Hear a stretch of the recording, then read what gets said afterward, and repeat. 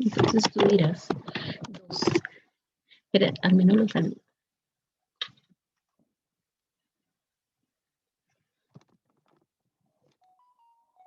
Buenas noches. Ay, perdón. Un segundo.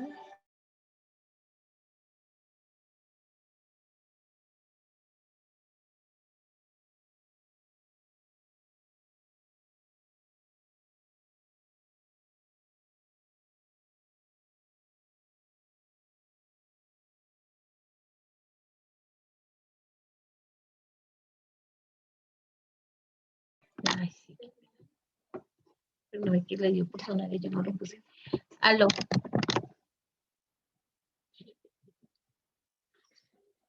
Buenas noches.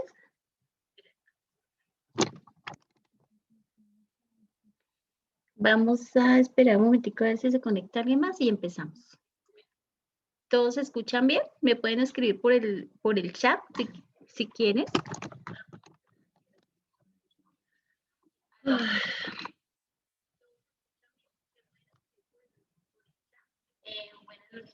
Buenas noches, ¿con quién hablo? Pues apenas sabemos hasta ahora poquitos. ¿Todos se escuchan bien? ¿Me pueden escribir por el chat?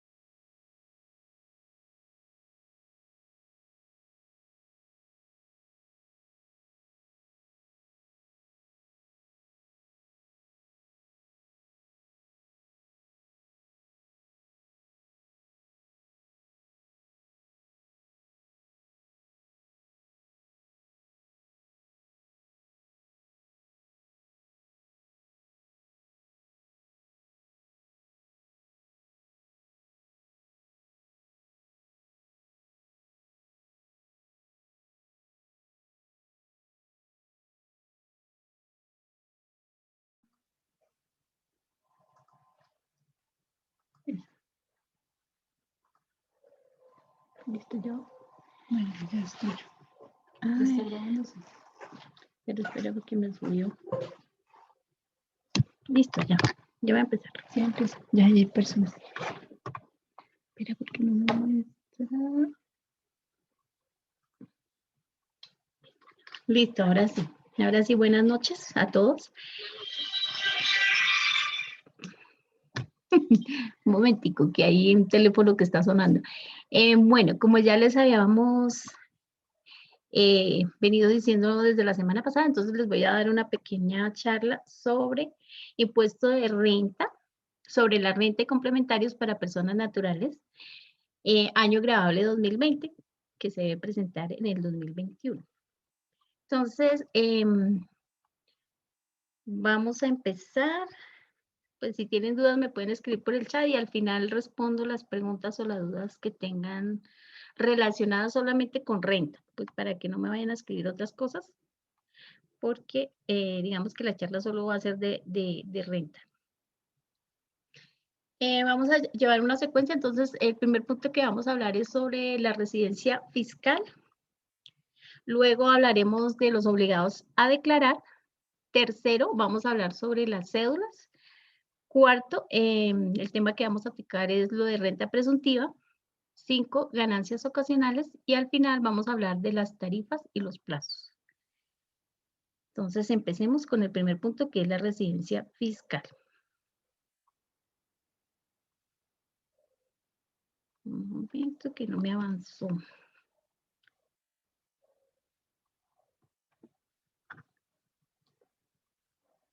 Listo. Entonces, la residencia fiscal básicamente consiste en determinar si eres o no residente para efectos fiscales en Colombia. Entonces, ¿cómo se determina eso? ¿Cómo sabe uno si es residente o no es residente fiscal en Colombia?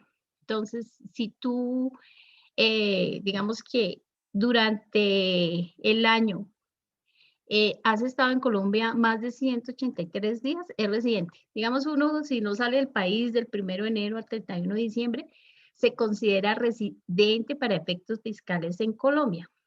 Todo esto, ya si lo quieren consultar más a fondo, lo pueden encontrar en el artículo 10 del Estatuto Tributario o en el artículo 12131 y subsiguientes del Decreto Único Reglamentario 1625 del 2016. O sea, para esto es muy importante como mirar la norma, digamos, porque acá yo les voy a explicar como algo muy teórico, pero ya si quieren profundizar, sí es bueno que consulten el Estatuto Tributario, porque pues simplemente este va a ser como un brochazo tal vez para que vayan conociendo el tema. ¿Y cómo se considera residente en el exterior? Cuando hablan de residentes en Colombia, por ejemplo, alguien me preguntó, pero si yo tengo una cuenta en Panamá, ¿tengo que declarar por esa cuenta que tengo en Panamá?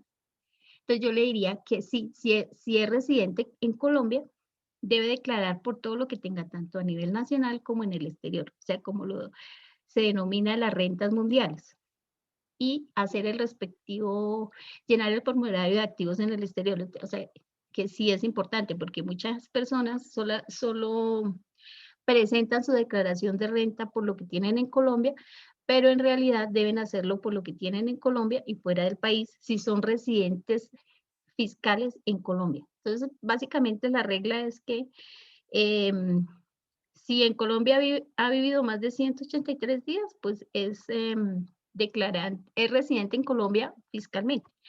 Y no se considera residente, por lo contrario, que durante el año haya estado en el país menos de 183 días. Un ejemplo podría ser las universidades que contratan profesores extranjeros, pero ellos solo vienen como a dictar unas charlas, unas cátedras exclusivamente. Entonces, obviamente que ellos duran por ahí 20 días, un mes, entonces no cumplen con ese criterio de residencia. Entonces, obviamente que ellos no son residentes y por lo tanto no van a presentar renta por esos 20 días que trabajaron. Y pues a ellos tienen una retención especial. En el caso de ser profesores extranjeros, les hacen una retención del 7% y entonces básicamente digamos que esa retención es la que estaría cubriendo como ese impuesto que tiene que pagar. Y ya, eso sería como la parte de la residencia. Sigamos con la otra diapositiva.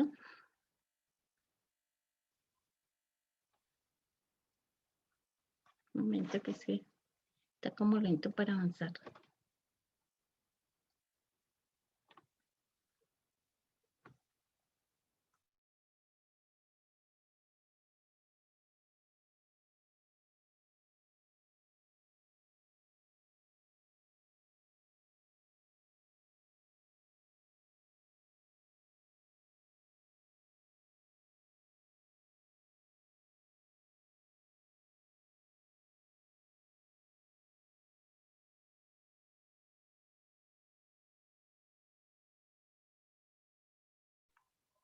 Un segundo, que no me está avanzando.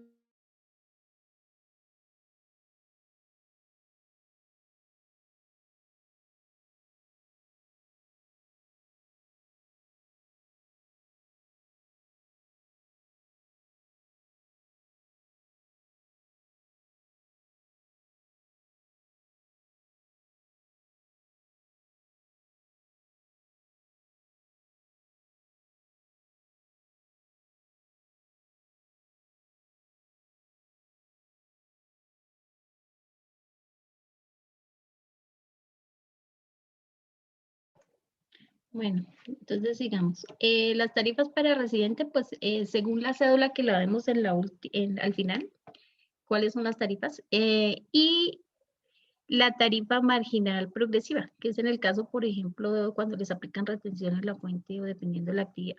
Y las de no residentes, cuando digamos que cumplan con el requisito, que no estén, por ejemplo, como las excepciones que son profesores, la retención en la fuente le hacen una tarifa general del 35%.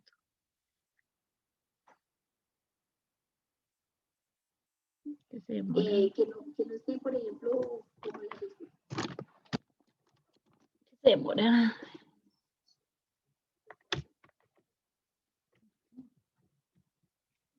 Se demora en avanzar. ¿Sí es que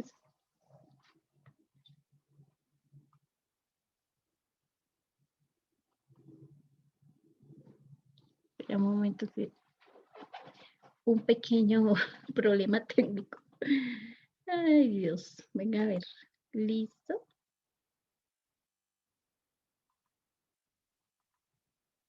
Déjame avanzar. Listo. Voy a tocar con el mouse. Bueno, ¿qué formularios deben usar? Pues si soy residente en Colombia, pues debería usar el formulario 210. Si no soy residente en Colombia, utiliza el formulario 110, que es el mismo formulario que utilizan las personas jurídicas.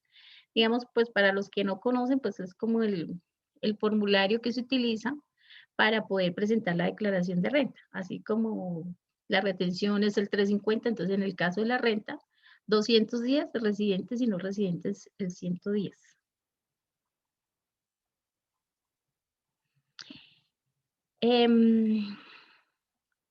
Pero los criterios de residencia ya se los había explicado, que pues permanencia 183 días o más.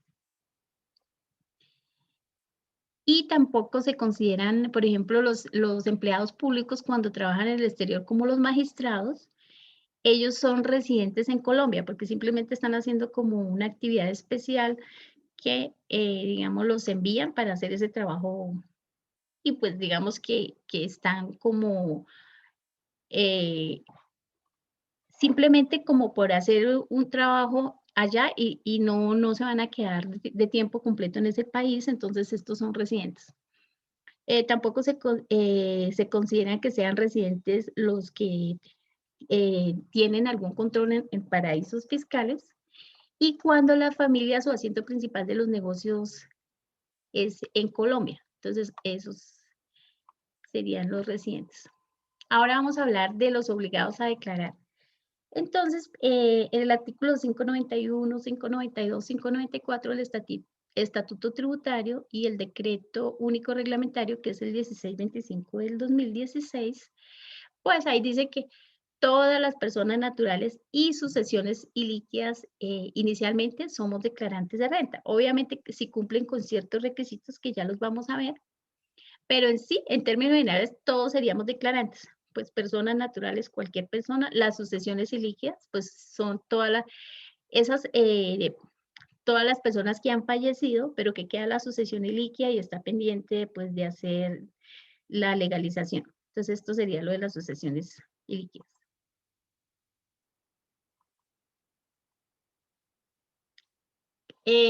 ¿Quiénes estarían obligados? Entonces, como saben, todos los años hay unos topes y estos los van actualizando de acuerdo a la VT. La VT es la unidad de valor tributario, que es un valor que la DIAN tiene para fines fiscales. Entonces, estos son los requisitos que deben cumplir, los que están obligados a declarar y los que no, pues están por debajo de estos topes. Entonces, uno es el patrimonio bruto que sea superior a 4.500 VT. Y haciendo la conversión de las VT a la tarifa que corresponde para este año, que son 35.607, eso me daría un valor de 160.232.000.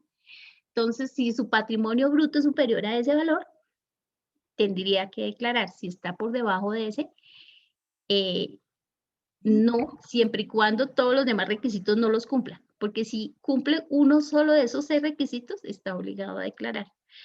Bueno, segundo requisito es los ingresos brutos iguales o superiores a 1.400 VT. Para el 2020, este tope es de 49.850.000. Entonces, ingresos brutos, entiéndase, pues, si es asalariado, por lo que reciba por salario, si es un trabajador independiente, pues lo que le paguen por honorarios, servicios, no sé, si es una persona que se dedica a hacer mantenimiento o otro tipo de trabajo, también pues por lo que reciba por sus servicios, etcétera, etcétera. Si es un rentista de capital, pues lo que reciba por los rendimientos financieros de esas inversiones que tiene, o bueno, o los arrendamientos si tiene bodegas, casas, bueno, esos son ingresos. Entonces, independiente de los ingresos, entonces 1.400 VT, que equivalen a 49.850.000. Otro requisito es consumos mediante tarjetas de crédito superiores a 1.400 VT. Entonces, lo mismo, 49.850.000. Entonces, pues si tiene muchas tarjetas, 3 tarjetas, pues si en el año la sumatoria de esas tarjetas, yo compré con esas tarjetas más de 49.850.000, pues debo declarar. O sea que si no quieren declarar, pues tienen que mirar, no excederse en ese tipo de compras. El cuarto requisito es las compras y consumos en efectivo superiores a 1.400 VT, que equivale a lo mismo del punto anterior, 49.850.000, sino que esto la separan porque una es en efectivo, compras en efectivo, y la otra es compras con tarjetas de crédito. Bueno, aunque yo creo que eso es como difícil que uno compre 49.850.000 en efectivo, pero bueno, de pronto debe ser una persona con mucho cash flow disponible. 5. Consignaciones bancarias, depósitos o inversiones financieras por valor superior a 1.400 VT, 49.850.000. Igual, en esto sí, pues quería hacer el comentario que hay mucha gente que presta las cuentas y eso los vuelve declarantes, porque de pronto si, no sé, de pronto a los contadores nos pasa mucho porque hay empresas que necesitan pagar impuestos y puede que ese banco no tenga convenio con la DIAN, porque pues digamos que todos los bancos no tienen convenio con la DIAN, entonces para uno poder hacer los pagos por internet, necesita pues que tenga una cuenta que tenga el convenio. Entonces a veces se prestan y eso digamos que no es tan buena hábito, porque puede que a uno lo convierta en declarantes solo por esa razón. O sea que puede que los demás no los cumpla, pero preciso cumplir ese, ya estoy obligado a declarar. Y el sexto punto, pues es ser responsable del IVA, o sea, IVA, el impuesto del valor agregado. Entonces, si soy responsable del IVA, también estoy obligado a declarar. Entonces, con solo que cumpla una de esas 6, una sola, ya tengo que presentar mi declaración de renta. Esto no significa, pues, que tenga que pagar muchas declaraciones de renta. Muy posiblemente le darán en cero, pues a lo mejor le tenga que pagar al asesor que se la elabora, pero normalmente cuando es por un concepto, por lo menos por patrimonio bruto, normalmente las declaraciones no dan valor a pagar a menos que tenga una renta presuntiva muy alta. Entonces más adelante la explicamos. Esos serían entonces los requisitos. Sigamos con el siguiente punto. Ahora vamos a hablar de las cédulas. Entonces, las cédulas, antiguamente, digamos que todas las actividades se manejaban como en un solo como concepto. Ahora las abrieron como en varias como opciones. Entonces están las cédulas. El año pasado habían más cédulas, ahora las unificaron, porque antes había una cédula para trabajo, para capital, para no laborales. Entonces ahora esas 3 las incluyeron en una cédula que se llama cédula general. Esa cédula general la componen las rentas de trabajo, que las rentas de trabajo pues son netamente para asalariados, para los que prestamos servicios como de honorarios y servicios siempre y cuando nos hayamos acogido a que nos hagan retenciones como que somos de trabajo. Entonces, en ese caso, están las rentas de capital, que pues es todo lo relacionado con rendimientos, arrendamientos, el tema de inversionistas básicamente lo manejan por ahí. Y están las no laborales, que las no laborales es básicamente que lo que no podemos incluir en las de trabajo y en las de capital, pues las llevamos a no laborales. Y la segunda cédula es la de pensiones. Entonces, ahí sí solamente es para pensiones independiente el nombre que le den a la pensión de jubilación, de vejez, de invalidez, de riesgos laborales, de riesgos. Bueno, ahí van todas las pensiones. Entonces, ya cuando lleguemos a la explicación, les voy explicando de qué trata la cédula de pensión. Viene la de dividendos, entonces esa la separaron porque ahora a partir del 2017 los dividendos son grabados. Hay una parte que digamos que es 60, que son las primeras 300 VT, y a partir de 300 VT, pues se empieza a aplicar el 10%, pues haciéndole pues la depuración correspondiente, pero entonces dividendos, que ya saben que los dividendos es para las sociedades anónimas, y pues participaciones, que es muy similar, dividendos y participaciones, pero participaciones son para las sociedades limitadas o asimiladas. Entonces, esas son las tres cédulas que se manejan. Ahora, vamos a explicar como el tema de cada cédula, qué conceptos maneja, como para que lo tengan en cuenta. Entonces, hablaba la cédula general, que entre esas está las de rentas de trabajo. En esa incluiríamos los conceptos por salarios, que ya les dije que si nosotros somos empleados y nos contrataron con un contrato laboral, pues vamos a recibir un salario.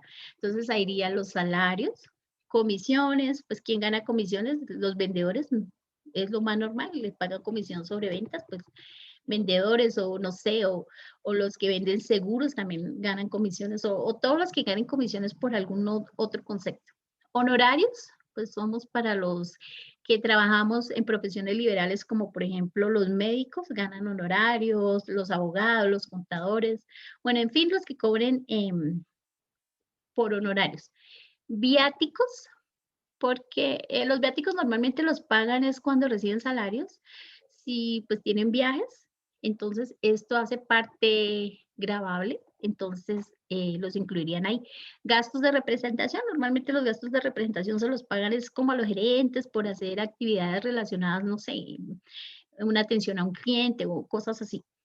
Prestaciones sociales, entonces, pues ahí irían todo el tema de prestaciones sociales, que son cesantías, intereses, pues, bueno, todo lo que le hayan pagado en el año por concepto, por el derecho de ser empleado. Entonces, si tú eres empleado y tienes contrato laboral, pues te van a pagar prestaciones sociales.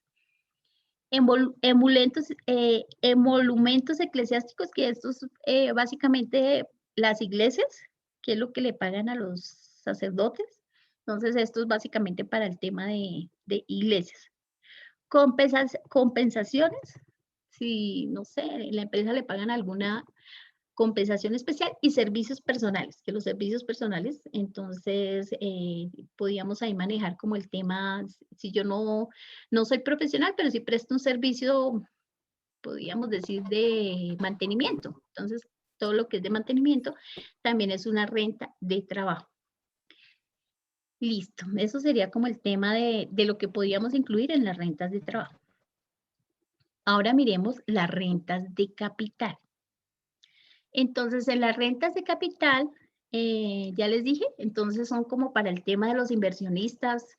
Entonces, yo tengo, no sé, un fondo de inversión. Entonces, por ese fondo de inversión me pagan intereses. Entonces, ahí irían todos los intereses que me genera ese fondo, o todos los rendimientos financieros que también me genera un CDT, un fondo en general. O a lo mejor yo presté plata, entonces cobro un interés. Entonces, ese interés iría por rentas de capital. Yo, por ser rentista de capital, a lo mejor tengo apartamentos y los arriendo. Entonces, ese ingreso por arrendamientos iría en rentas de capital. Regalías, bueno, no sé, relacionado por lo menos con lo de petróleo. A lo mejor tengo una finca que tiene, tiene petróleo, entonces me pagan una regalía, entonces iría por ahí. Explotación de intangibles. Entonces, yo creo que eso va como para el tema por lo menos si soy una ingeniero software y me pagan por ese software, entonces eso sería una explotación de un intangible. Entonces sigamos con la siguiente. Bueno, rentas de capital, recuerden que también hace parte de la cédula general. O sea, y la última de la general serían las rentas no laborales. Y en las rentas no laborales, ¿qué tenemos? Entonces, en las rentas no laborales tenemos la venta de muebles e inmuebles, entendiéndose como muebles, todo, pues, todo lo que se mueve. Entonces, muebles, no sé, vendí un escritorio, cosas así, pues que tienen un valor monetario importante, pues son venta de muebles. Y inmuebles, pues son pues lo que referente a casas, edificios y muebles que no son móviles, no se pueden mover. ¿Entienden? Eso sería como, bueno, terrenos, todos los inmuebles en general. Recompensas. Bueno, esto se usaba mucho, por ejemplo, en la época de tanta guerra que le pagaban recompensas a las personas por decir, ay, allá en tal lado está tal persona para que lo capturen. Entonces pagan una recompensa y es un dinero importante, pues eso los vuelve declarantes y lo llevaría por rentas no laborales, porque es algo como poco normal. Entonces, eso sería por ahí. Apoyos económicos, igual. Estos apoyos económicos de pronto hace referencia a muchas empresas, no sé, dan apoyos económicos para educación o cosas así, si son como importantes. También los volvería declarantes de renta, entonces los llevarían por rentas no laborales, porque también son cosas que no son muy comunes. Donaciones a campañas políticas. El Estado normalmente hace donaciones a todo el tema cuando se lanzan personas a, bueno, no sé, para presidencia, esas cosas. Entonces hace parte de una donación que iría a rentas no laborales. Listo. Entonces ahora vamos con la cédula de pensiones. Pues la cédula de pensiones básicamente es como muy sencilla, pues es el artículo 337 del Estatuto Tributario y pues en general ahí va todas las pensiones sin importar qué tipo de pensión sea. Entonces tenemos las pensiones de invalidez, las pensiones de vejez, las pensiones de jubilación. Alguien me preguntaba que cuando, por ejemplo, le faltaban muchas semanas y pedía la devolución de saldos de ahorro pensional, ¿a dónde los llevaba? Entonces, ahí está la respuesta. Lo debe llevar eso va también a cédula de pensiones. Pensión también sobre riesgos laborales también es muy común. O sea, que se pensione antes del tiempo por algún accidente que tuvo, entonces lo pensiona por riesgos laborales. E indemnizaciones sustitutivas por las pensiones también. O sea, todo lo que se relaciona con pensiones, pues irá al tema de cédula de pensiones y pensiones de sobrevivientes. Entonces también iría a esta cédula. Y viene la cédula de dividendos y participaciones. Entonces, la cédula de dividendos y participaciones, como ya les decía, antes del 2016, era ingreso no constitutivo de renta. Y a partir del 1 de enero del 2017, son grabados. Pues obviamente que tienen que ir a mirar como la norma, porque hay una parte que es 60, que pues dependiendo del año, pues deben aplicar. Si son dividendos del 2017, pues tendrán que aplicar la tabla del 2017, si son del 2018, aplicar la tabla del 2018, pero no las pueden revolver o coger todo y sumarlo. Digamos, una persona que recibió dividendos del 2016 y le pagaron también 2017 y 18, pues cada año gravable corresponde a la tabla del año gravable. Entonces, lo del 2016 pues va a ser exento en su totalidad y las otras dependiendo de la tablita, porque van cambiando las normas, entonces hay que estar mirándolas para hacerlo de acuerdo a cómo lo piden. ¿Cuándo se entienden realizados los dividendos? Pues cuando hayan sido abonados en cuenta en calidad de exigibles. O sea que, por decir, si yo sé que soy accionista de una sociedad y a 31 de diciembre, digamos, sé que voy a recibir dividendos, yo no los voy a declarar porque no me los han abonado en cuenta. O sea, solamente en mi declaración de renta fiscalmente los tendré en cuenta cuando realmente los haya recibido. De lo contrario, o sea, es como manejar contabilidad de caja. Entonces acá no se maneja diferente fiscalmente. Bueno, entonces, antes de esto, pues yo les quería como hacer una pequeña depuración de cada cosa para que lo entiendan. Bueno, miremos lo de la renta presuntiva, que es sencillo. Entonces, la renta presuntiva ya lo pueden profundizar en el artículo 188 del Estatuto Tributario o en el decreto reglamentario 1435 de 2020. Como saben, la renta presuntiva en el 2021 la tarifa va a ser 0, o sea que la están quitando. En el 2020 deben aplicar el 0.5 del patrimonio del año inmediatamente anterior. Y quienes no aplican renta presuntiva, pues los de régimen simple no están obligados a calcular renta presuntiva. Entonces, ellos serían los que no aplicarían la renta presuntiva. Y miremos, bueno, como el tema teórico de ganancias ocasionales, es que dentro del formulario de la declaración de renta hay un punto exclusivo para ganancias ocasionales, que es como separado de la renta del año, porque digamos que la ganancia ocasional, así como el nombre lo dice, es ocasional, no todos los años siempre vamos a tener una ganancia ocasional. Entonces, ¿por qué se genera la ganancia ocasional? Si yo, por ejemplo, el primero dice, utilidad en venta de activos fijos poseídos por más de un año, por 2 años o más. Entonces, ahí el ejemplo, digamos que yo tengo una casa y vale, bueno, no sé, en el avalúo la tengo por 100 millones y la vendí por 200, entonces obvio que hay una ganancia ocasional de 100 millones. Entonces, por esa diferencia pagaría ganancia ocasional haciendo la depuración, ya porque si es una casa que es de habitación, entonces ahí hay unas excepciones que puedo aplicar para que me baje la ganancia ocasional, porque si yo voy a pagar sobre los 100 millones, pues tendría que pagar el 10% por esa ganancia ocasional, que sería para ese caso de la venta de activos fijos.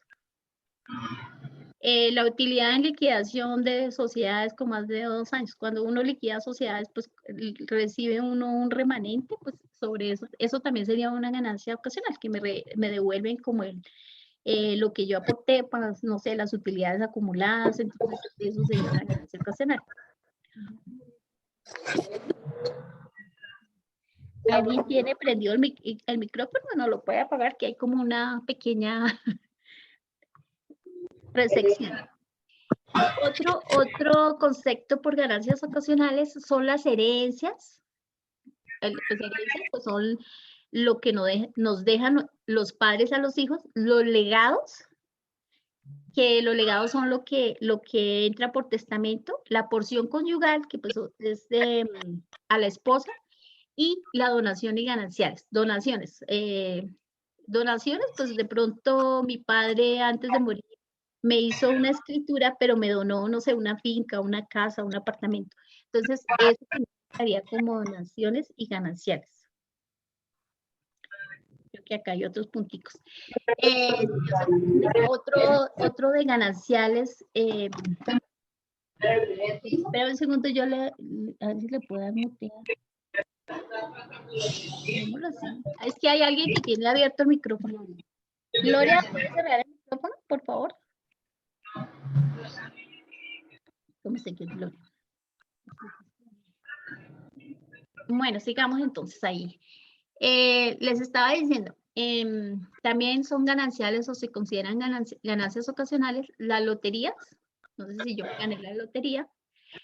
Premios, rifas, juegos, apuestas y similares. La diferencia con todas las demás es que las demás tienen una tarifa del 10% y las loterías, premios, rifas, juegos, apuestas y similares, yo tendría que pagar el 20%, o sea, el 20% de lo que me gané. Si me gané, no sé, el baloto, 8.000 millones, pues hagan cuentas. Entonces, el 20% para la DIAN. Indemnizaciones por seguros de vida. Entonces, digamos, si yo tengo un seguro de vida y, no sé, el que tengo como beneficiario es mi hijo, pues él también eso es una ganancia ocasional, pues él tendría que pagar por ese seguro el 10% a la DIAN para cuando ya lo reciba, en el momento que lo reciba. Cuando yo me muera, ¿no? Y reciba el seguro de esa persona. Y otra es cualquier acto jurídico celebrado entre vivos a título gratuito. Y eso es lo que yo le decía que, por ejemplo, un padre le escritura a un hijo a título gratuito. O sea, pero no coloca donación, sino digamos, le deja la finca o cualquier cosa, el carro, el vehículo. Entonces, eso es un acto jurídico entre vivos a título gratuito y eso sería ganancia ocasional. Listo, antes de mirar como las tarifas, voy a compartir otra pantalla. Bueno, las tarifas se las explico ahí como rápidamente y ahorita les hago como una pequeña invitación para que me entiendan más como el tema de pues las tarifas. Entonces, está esta tabla de rangos. Antes se aplicaba como diferente. Entonces, pero digamos actualmente, para el 2020, todo se aplica con las VT, las famosas VT, que es unidades de valor tributario. Entonces, si tú tienes digamos que los ingresos ya depurados al final te dieron por debajo de 1090 VTs, entonces lo que pasa ahí es que, digamos que el impuesto a pagar sería cero, porque no te daría tarifa. Entonces, ahí pagarías el 0%. Y ahí para allá empiezan unos rangos de 1090, 1700. Entonces, el 19%, pero hay que aplicar esa formulita. O sea, digamos que eso ya, pues los que somos los contadores o los que quieren aprender a hacerla, pues ya tendrían que sentarse y hacerla. Entonces, si yo gané, digamos, de 1090 a 1700, entonces lo que yo voy a pagar es el 19%, pero le debo restar las 1090 que son exentas. Y así de para allá todos. Si gané de 1700 a 4100, el 28%, pero entonces de esas 4100 hay que como que repartirlas. Entonces, 1700 al 19, la diferencia entre las 1700 y 4100 al 28. Y las primeras 1090 pues son exentas. Y así las demás. Y ya si yo gano demasiado y gano más de 31.000 VTs en adelante, la tarifa es la tarifa más alta. Ay, espere que no me deja ver ahí. De 30, hasta 31.000, 37%. Y la otra tarifa, no me la deja ver. 39%. La última tarifa es 39%. 39. O sea, si gano de 31.000 en adelante, el 39%, o sea, si yo hago el análisis con una persona jurídica, estaría pagando un poco más, ¿no? Pero pues, digamos que con la depuración, pues, debe ser una persona que gane mucho dinero para que pague una tarifa tan alta. Y digamos, hay otra tabla de tarifaria para el tema de dividendos y participaciones, que era el que ya les había explicado. Entonces, las primeras 300 VT, unidades de valor tributario, no tienen tarifa 0%, y de 300 en adelante, el 10%. Pues digamos que esta tabla ahora la hicieron más sencilla porque en los años anteriores tenía más rangos, pero ahora simplemente la hicieron más sencilla. Menos de 300, 0%, más de 300, el 10%, siempre y cuando tengan en cuenta que los dividendos del 2016 hacia atrás no son ingresos no constitutivos, y a partir del 1 de enero del 2017, todo lo que recibas por dividendos, pues son grabados. Entonces, eso sería como para que lo tengan en cuenta. Bueno, estos son los plazos. Entonces, los plazos, como ya creo que les había comentado, empezamos todos los declarantes de renta. Entonces, tienen que mirar si son declarantes o no y tener en cuenta las fechas que se deben presentar.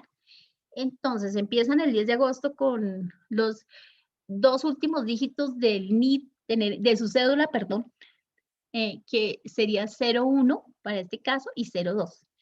Y el último la presentan el 20 de octubre, que es el 99 y 00. O sea, tener en cuenta que este año voltearon la tabla y los que estábamos presentando al comienzo, ahora presentamos al final. Por ejemplo, mi cédula termina en 86, entonces yo me busco en la tablita y yo la tendría que presentar el 8 de octubre. Y por ejemplo, si en mi caso otra persona terminara en 10, entonces la tendría que presentar el 17 de agosto. Y los de la mitad, entonces, todos los que terminan, por ejemplo, si terminara en 50, la tendría que presentar el 14 de septiembre. O sea, más o menos son como casi 3 meses para presentar la renta de personas naturales. Entonces, me voy a cambiar de, es que como para hacer, porque hay como una depuración como para que sepan qué pueden deducir, qué no pueden deducir. Entonces yo hice ahí como un ejemplo sencillo para que lo entiendan un poco más. Voy a pasarme a una tabla de Excel que tengo por acá abierto. Un momento, acá. Ay, pues no sé si hasta ahí alguien tiene preguntas. Espera, miro el chat. Y empezamos entonces con el tema como para ya mirar la parte como de que, digamos, que pueden descontar y que no, pues tener en cuenta que todo no se puede descontar y en las deducciones laborales son como más estrictos, pues son puntos exactos, puedo descontar esto y ya. O sea, no, hay ciertas cosas que no se podrían descontar.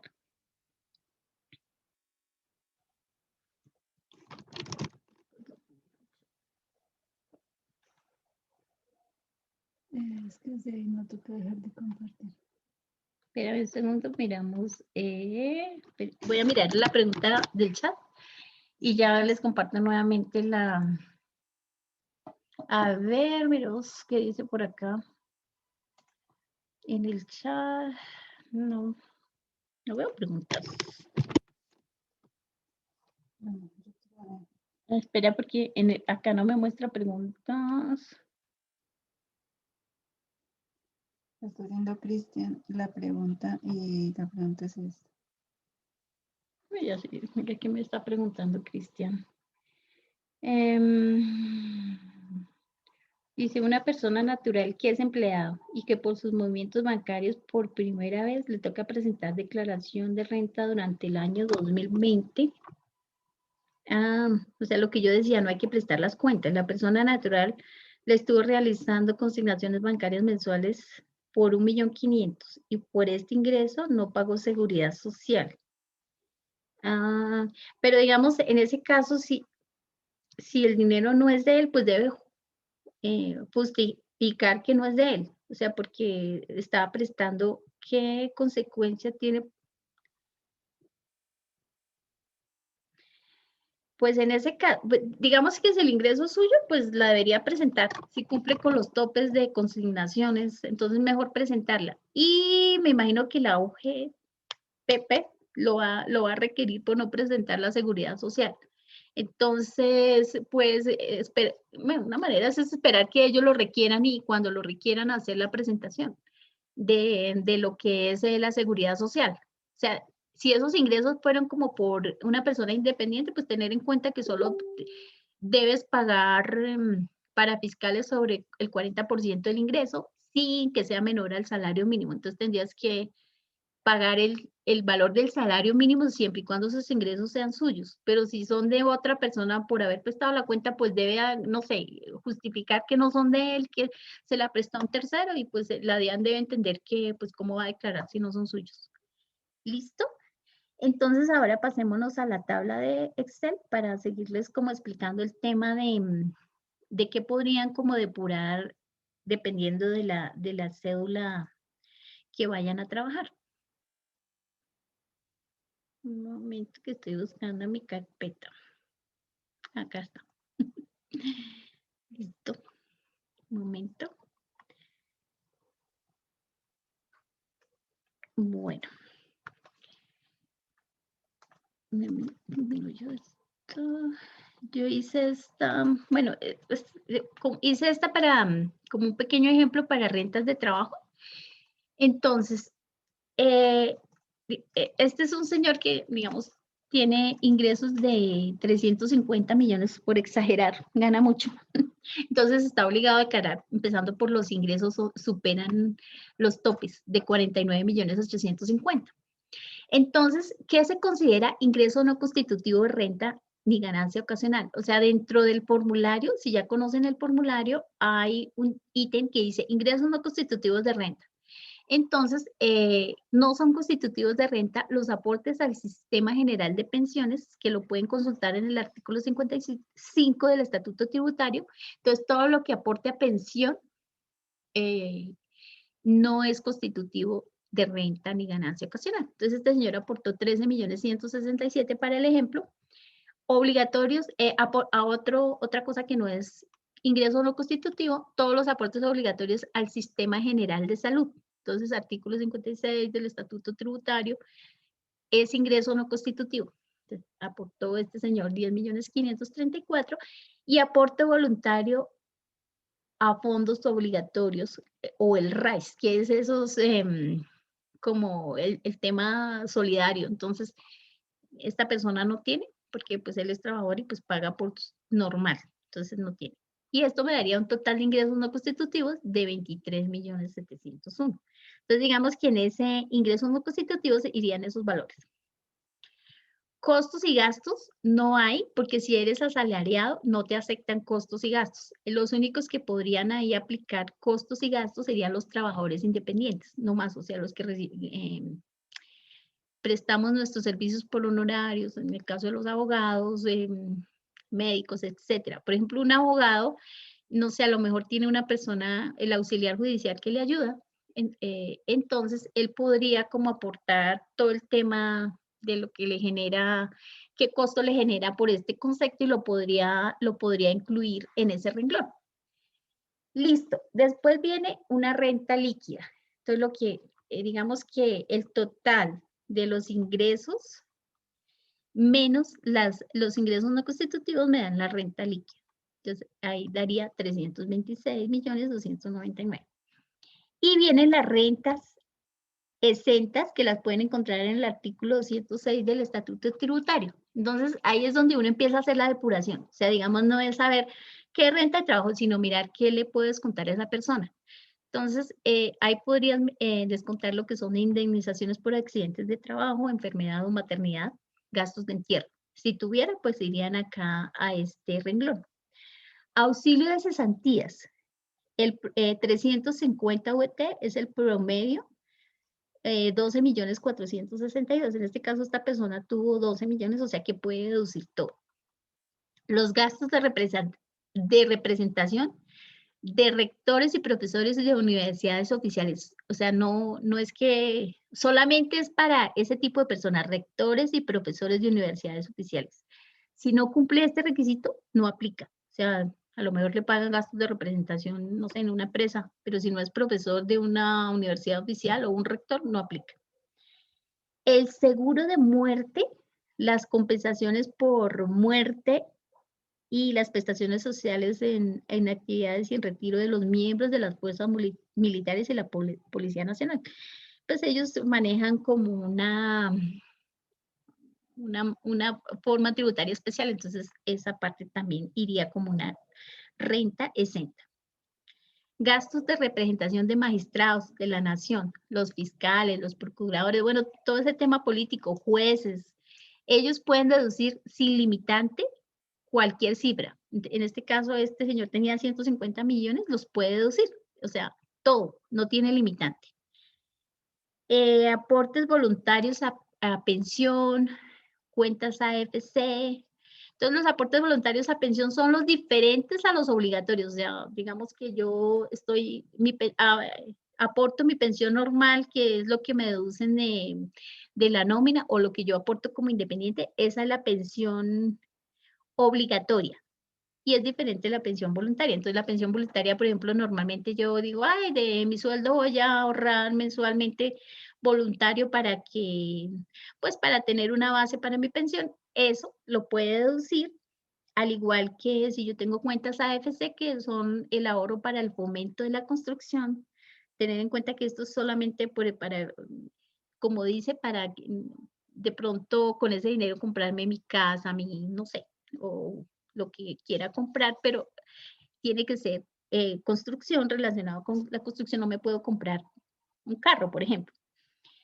Eso tiene una limitante, o sea que yo puedo ahorrar hasta el 30% del ingreso o 3.800 VT. O sea que si yo ahorré más de ese tope, lo máximo que podría yo deducir como renta exenta sería hasta 135.307.000. En este caso, este señor no hizo ningún aporte voluntario, ni tenía cuentas AFC, entonces no descontó nada. Listo. Y pues por ser yo empleado, ya la ley me da un derecho que ya lo tengo, que es aplicar el 25%, que es ya de rentas exenta. O sea que son 240 VT mensuales, que son 8.546.000. Entonces, ahí yo hago la respectiva deducción y aplico el 25% teniendo en cuenta que debo descontar. O sea, si yo ya tomé las cesantías, pues obviamente que esto me va a restar a mi base inicial y a eso haría el cálculo y me dio 25.328.000. O sea, porque pues si lo aplico sobre todo, pues estaría haciendo como una doble exención o me estaría descontando más de la cuenta. Entonces, por eso hay que depurar. Y bueno, entonces hasta ahí sería como el tema de rentas 60, entonces tener en cuenta que estas son las 60, de las cambio de colorcito. ¿Ya se va acá? Y vienen las deducciones. Entonces, las deducciones, ¿qué puedo decir? Por los intereses por préstamos de vivienda hasta 1.200 VT, lo máximo que podría decir son 42.728.000. Los intereses sobre préstamos, esto es nuevo, lo del ICETES, hasta 100 VTs, que lo máximo son 3.561.000. Y medicina prepagada, también hay una limitante, que la limitante son son 16 VT mensuales, que equivale a 570.000, pero al sumarlo por los 12 meses, pues puedo descontar la totalidad. En este caso, el señor tenía 6.820.000. En esto, digamos que si yo me afilié a la salud prepagada en julio, pues yo podía descontar solo 6 meses, porque digamos no estuve todo el año, pero si estoy desde enero, pues puedo aplicar lo de los 12 meses, es dependiendo del tiempo. Puedo descontar el gravamen a los movimientos financieros, que sería el 50%, solamente no me permite descontar el 100%, pero la mitad sí. Y esto me daría un total de rentas y deducciones de 238.316.000, y llevándolos ya a la tabla que les había mostrado de las tarifas, la total rentas y exentas y deducciones limitadas.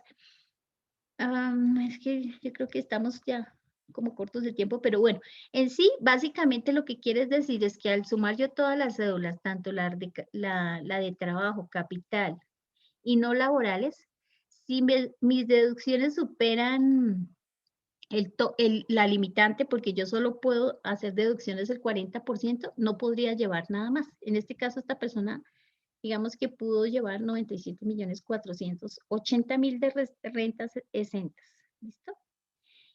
Y eso sería como el tema de rentas de trabajo. ¿Cuánto nos falta, Jenny? 5 minutos. Menos 5 minutos, pero a ver si en 5 minutos les alcanzo a explicar. Bueno, estas serían las rentas de trabajo. Y las rentas de capital, como ya les expliqué, lo mismo. O sea, también se pueden descontar lo que son pensiones, la salud, que también se considera ingreso no constitutivo. Pueden descontar el 44.23 del componente inflacionario de los rendimientos. Si se dan cuenta, cuando les llega el extracto, si tienen algún CT, en el extracto dice grabado y no grabado.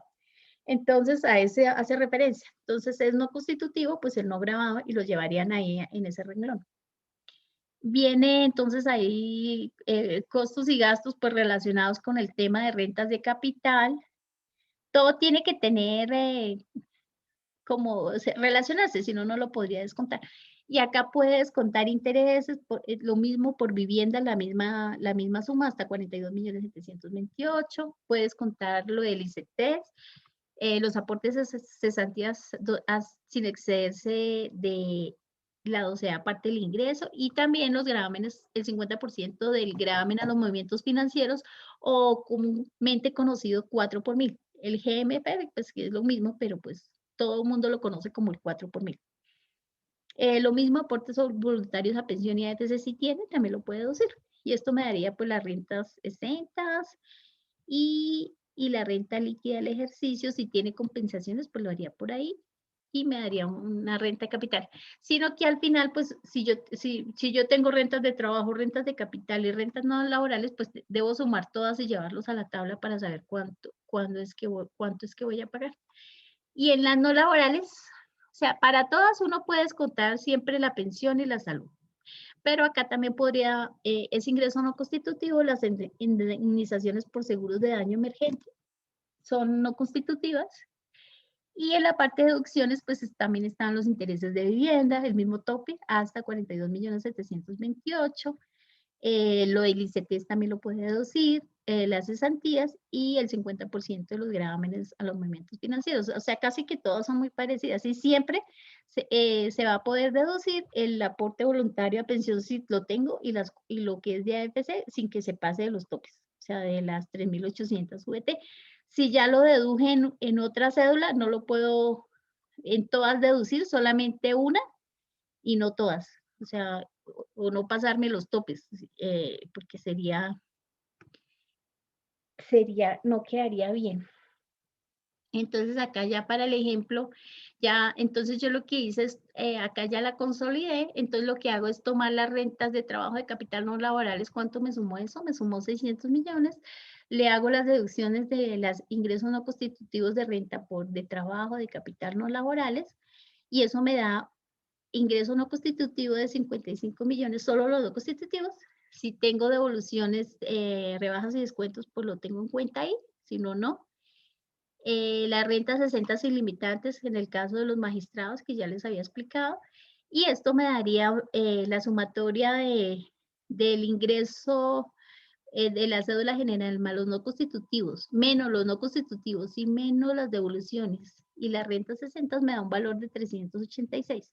Y acá no me puedo exceder del 40% que es la limitante. O sea, si mis deducciones fueron superiores a ese valor, por lo menos en este caso esta persona solo puede deducir 154.480.000.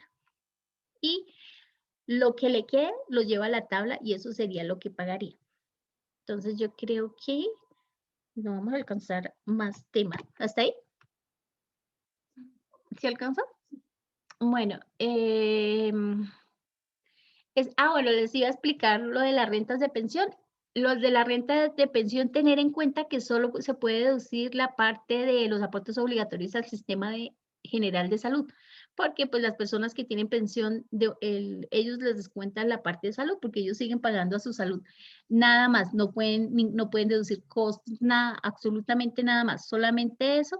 ¿Y por qué? Pues porque las rentas de pensión prácticamente son exentas en su totalidad. Entonces, son 1.000 VTs mensual. Y si tú multiplicas 1.000 VT por 12 meses, son 12.000 VTs. Y la VT este año está en 35.607.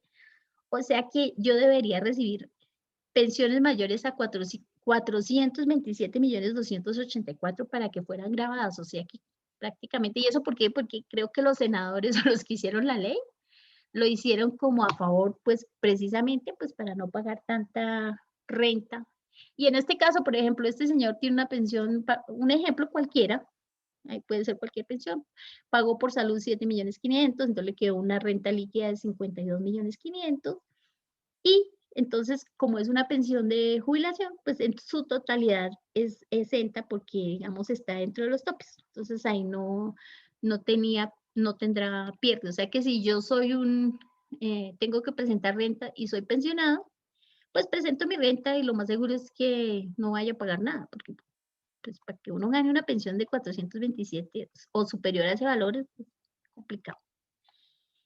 Los dividendos y participaciones, pues estos son como los datos del formulario. Entonces, en este caso, esta persona tuvo unos dividendos de 50 millones que eran anteriores al 2016. Pues, como ya les había dicho, todos los dividendos que son del 2016 hacia atrás son ingresos no constitutivos de renta, entonces acá los resté porque no tendría que pagar nada sobre ese valor. Entonces me daría una renta líquida ordinaria del 2016 de cero. Y en las subcédulas por ejemplo, acá pregunta, año 2017, bueno, ahí está el artículo, recibió 40 millones y a partir del 2017 y siguientes recibió 30. Entonces, pues ahí sí tendrían que llevarlo a la tabla qué parte tendrían que pagar por estos años. Eso sería como el tema. La renta presuntiva. Entonces, también tienen que hacer la depuración. Como les dije, para el 2020 sí tienen que hacer el cálculo de renta presuntiva. A partir del 2021 pues no es necesario porque la tarifa va a ser 0%. Y pues, ¿cómo se hace? Se toma el total del patrimonio bruto del 2019, se le restan las deudas, me da un total de patrimonio líquido y pues ahí pues se hace, digamos que él saca como el valor patrimonial, que en este caso es el 90%, y puede hacer unas pequeñas deducciones para que le baje. Entonces, por ejemplo, las acciones que tienen sociedades nacionales, las podría incluir, esos son como los más comunes. Los activos destinados a empresas en periodo improductivo. Los activos afectados por fuerza mayor o caso fortuito. Y así el más común tal vez es este, que es las primeras 8.000 VT de la casa de habitación. Entonces, por lo menos si mi casa vale, no sé, 500 millones, entonces los podría deducir ahí y me bajaría como la base para la renta presuntiva. Y bueno, las primeras 19 VT activos destinados al sector agropecuario también puede disminuir mi base para la renta presuntiva. Entonces, al final le da una base de 2.000 millones, le aplica el 0.5% e inicialmente este señor tendría que pagar 10.280.000. Pero entonces después uno tiene que hacer como una especie de prorrata o regla de 3 de las rentas de trabajo con respecto al ingreso, a cuánto corresponde. Entonces, las rentas de capital y las rentas no laborales. Y pues este lo trae uno de la tabla de rentas de trabajo, rentas de capital, y al final me da que los impuestos, me da un total de rentas de 154.480. Y entonces en este caso, digamos que no me dio, ese valor es superior a la renta calculada, entonces no tengo que pagar renta presuntiva. Antes uno aplicaba la tarifa directa, pero este año, digamos que desde que empezaron con el tema de cédulas, se maneja de esta manera, porque pues, las cédulas ya también el año pasado se presentó con cédulas, entonces en este caso pues no habría renta presuntiva, y así se calcula. Tener en cuenta que siempre es del patrimonio bruto del año inmediatamente anterior, no del año que estoy trabajando. Entonces recuerden que este año pues estamos trabajando renta del 2020 para presentarla en el 2021. Pues el impuesto de ganancia ocasional, pues como ya les comentaba, pues el 10%, o sea, si son todas las demás, si son loterías es el 20%. Entonces, puedo deducir como el costo relacionado, por ejemplo, si es una herencia, entonces a lo mejor el tema de escrituración o el costo relacionado con la notaría, estas cosas, podría descontarlas en el costo ganancia ocasional. Y acá era donde yo les decía que yo podría deducir si es casa de habitación, me parece que son 7.500. Tengo unos topes, 7.500 VT y 7.700 VT. Entonces, en este caso yo desconté lo de casa de habitación y también ahí dice que si es por ejemplo, una herencia o legado, también puedo hacer una deducción. Entonces, en este caso, él descontó dos valores, que una fue por ser herencia y el otro por el tema de la casa de habitación, entonces son 712.08 y eso me bajó a 87.912.000. Entonces sí es importante hacer la depuración, porque si yo no le hago esta depuración, a lo mejor pongo a pagar más a la persona. Entonces tener en cuenta que pues, ahí pagó el 10%, pero fueron 8.791.000. Si no hubiera tenido en cuenta estos 712 millones, tendría que pagar un impuesto de ganancia ocasional de 80 millones. Entonces es muy, muy alto. Entonces por eso es importante hacer la depuración. El anticipo de renta, no sé si ya se los había explicado. Si es el primer año que yo presento renta, debo pagar un anticipo del 25%. Eso es lo que dice la norma tributaria. Si es el segundo año, pues pagaré el 50% y a partir del tercer año, el 75%. Esa norma sí ya es antigua. Entonces, a partir del tercer año, el 75%. Y pues lo mismo hace la depuración. Le debe, por ejemplo, en este caso, le debe descontar las retenciones en la fuente, si le hicieron retención en la fuente. Por lo menos si yo fuera médico y decido que me haga retención del 11%, pues le haré las respectivas retenciones. Entonces, en este caso, pues le dio un anticipo de 24.881.000, pero digamos que todas las exenciones fueron como más altas, entonces no le daría anticipo a pagar. Eso sería como el tema de anticipo. Hay algunas actividades que no calculan anticipo, como es el caso que tendrían que mirar en las normas. Y esto ya les había explicado de la tabla de las tarifas. Creo que hasta ahí sería como el tema. Me voy a salir de acá ya para mirar, para dejar de compartir. Pues es como es bastante información. Les toca ya como profundizar con el estatuto tributario.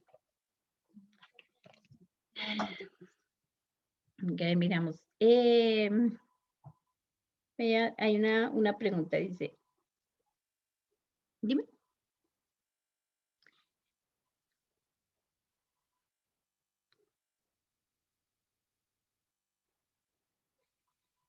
Crédito hipotecario.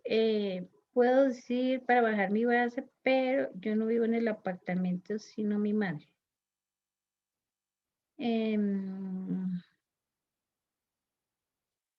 Pues si es un crédito hipotecario, pues ahí no le van a preguntar quién vive, pero si es un crédito hipotecario y está a nombre suyo, pues el banco le certifica y podría deducir, el banco le dice qué parte puede deducir y qué parte no, si es un crédito de vivienda.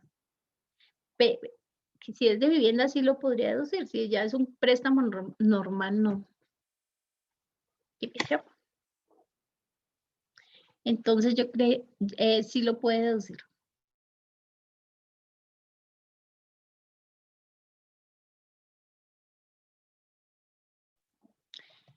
Bueno, no sé, si tienen alguna otra duda, entonces de una vez la aclaramos o ya.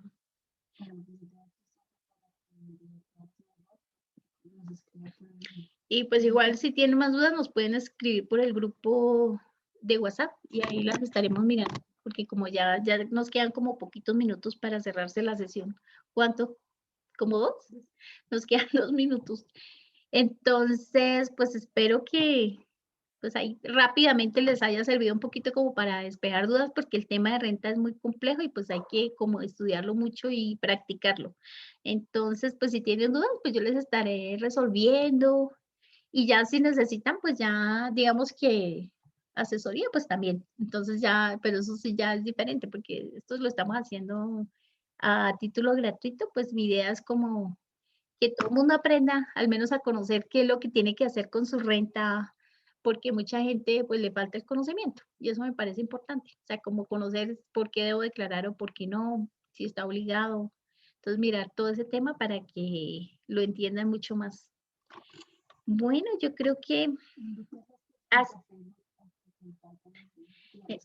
bueno, espero que les haya gustado y pues no, espero que nos sigan ahí en nuestras redes sociales y compartan el video que les vamos a enviar y en Facebook y no, pues que nos sigan, que vamos a tener muchas cosas muy interesantes para enseñarles. Entonces, espero que nos sigan en las redes. Bueno, chao, gracias, muy amables.